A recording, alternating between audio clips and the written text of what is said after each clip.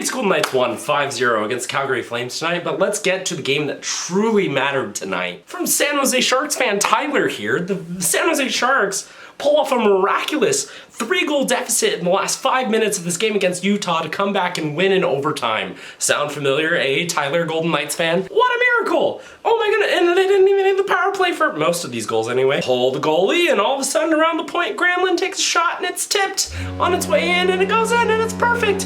And then, like 30 seconds later, the exact same thing, except this time it isn't tipped, and Granlund just sends it in, and it goes in, and it's we're only down by 1 now. This one takes a couple of minutes, but again, right off the face-off, this time sent from the other point, and it is blocked in front, but pops out to Foley, who buries it, and it's a tie game with like 2.5 minutes left. Just fantastic work from my San Jose Sharks. And then we get a power play in overtime after Blackwood makes amazing saves, and all of a sudden, Wenberg takes a shot, it goes back, but he gets the rebound and buries it, and we get the first win of our season, and the first San Jose Shark win in the month of October since 2022. Fantastic stuff. What a win. You just had to be there. I saw those Sharks fans in Utah and I was super jealous of them.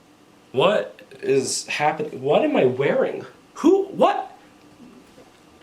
In all seriousness, congrats, little bro, on your comeback victory. I was having flashbacks seeing this happen because, you know, right off the face-off to score to bring it in with 2, and just the 3 goals in 5 minutes, and yeah, overtime winner. Plus it was for a place I used to live in. I lived in Utah for a while, and also Vegas before, so it's just, it fits, right, the theme. But yeah, the Vegas Golden Knights just really played extremely well for the last 40 minutes of this hockey game against Calgary Flames. That first period was a little bit more evenly matched, with shots being 6-5, which is low for the Vegas Golden Knights so far this season, but we still come out on top with a 1-0 lead thanks to the William Karlsson line. And yeah, it's his line, 100%, with Pearson and Holtz, I want to say, because it could have not been. Let me double check. Fact check. Yeah, Karlsson, Holtz, and Pearson, which that line has been working well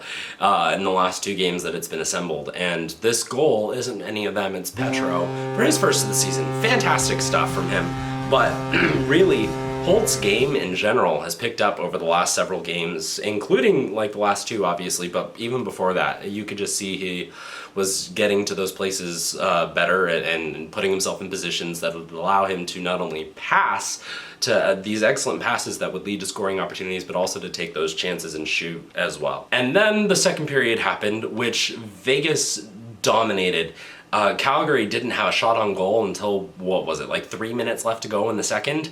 It was insane what they were able to do, especially because I didn't feel like it was that one-sided. Calgary had the puck. They obviously had some time in the offensive zone for themselves, but it was really well managed defensively from the Vegas Golden Knights. We were on it when it came to our defensive structure for the first time in a long time. When we weren't, Aiden Hill was fantastic. That flurry at the end of the second period that Calgary put on, Hill was there, and he was fantastic because he was probably cold. He'd just been leaning up against the back of the post for the past like 20 minutes of actual real time, like 17 of game time, and he had to make 3 really good saves. Early in the second period, backtracking a little bit, Mark Stone, because of a turnover that was from Braden Pahal, Vegas Golden Knight legend, Stanley Cup champion, who had his name on the Stanley Cup before he scored his first career NHL goal, Braden Pahal. Thanks to Ivan Barbashev, his forechecking kind of forced this turnover. That Eichel grabs, he just leaves it off for Stone, who winds up and slaps it, and it's a straight up laser into the top left corner. It was a beautiful shot.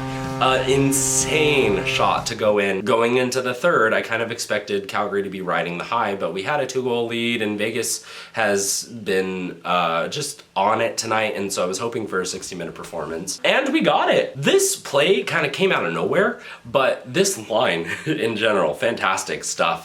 King Kolesar, Nick Waugh, and Cole Schwindt tonight, who was in for Brendan Brisson, who played last game, because when Karlsson came in, Cole Schwindt came out, and he came in today against Calgary, who he played time with. So Nick Waugh kind of forces the puck into the boards, and then Cole Schwindt pounces on it.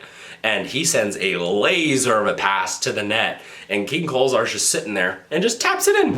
And it was a beautiful play that came out of nowhere. And Vegas has a 3-0 lead early in the third period. The whole comeback for San Jose happens, but meanwhile, Vegas is still managing to do what they need to do to shut down Calgary. And then with 6 minutes left to go in the third, Vegas makes it 5-0.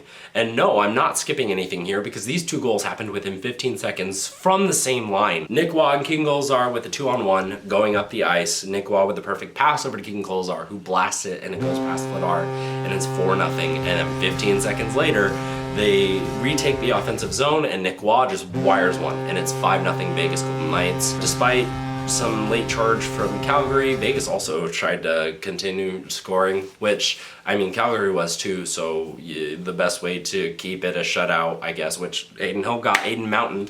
I guess I can pull out the San Jose Shark jersey for real because the back.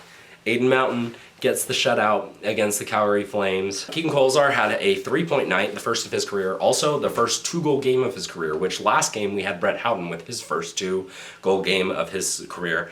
So fantastic stuff from our depth. And our entire offense is on pace to blast away their career highs. Barbashev, Stone, Howden, Kolesar, Holtz, insane stuff. Our power play, we had 2 opportunities and we didn't capitalize on either of them, but it looked solid, not to the level that it was coming in as like the insane thing that for the first time in our franchise's existence, but it was still decent. We had chances after the power play because we kept momentum from the power play to the offense. Insane night. Congrats, genuinely. I know it might have come across as a little jest, but I am happy for the Sharks and their fans, and you could see the way that they celebrated that win on the ice, especially Toffoli, who's a veteran that is kind of bounced around the league a lot in the last 6 seasons. He just was like, yeah, like, let's do this. And, you know, I'm happy for, like, that made me happy for them, which is a weird feeling, but also, like,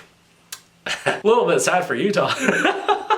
And Arizona, even though they're not the same, they're not. I had both jerseys up, and I'm sad for them for different reasons. Utah, this isn't about the Utah or San Jose. This is about the Vegas. This is a nightly review. Thank you so much for being here. Game 10, we are 7-0 at home. We will look to tie that record that we set in the inaugural season of 8 straight home opening wins on Saturday, but we do have another game on Wednesday against the LA Kings in the Staples Center. And then Saturday against Utah. Oh, that'll be fun. But that's gonna be it for today's nightly review. Thank you so much for watching. Have a good night.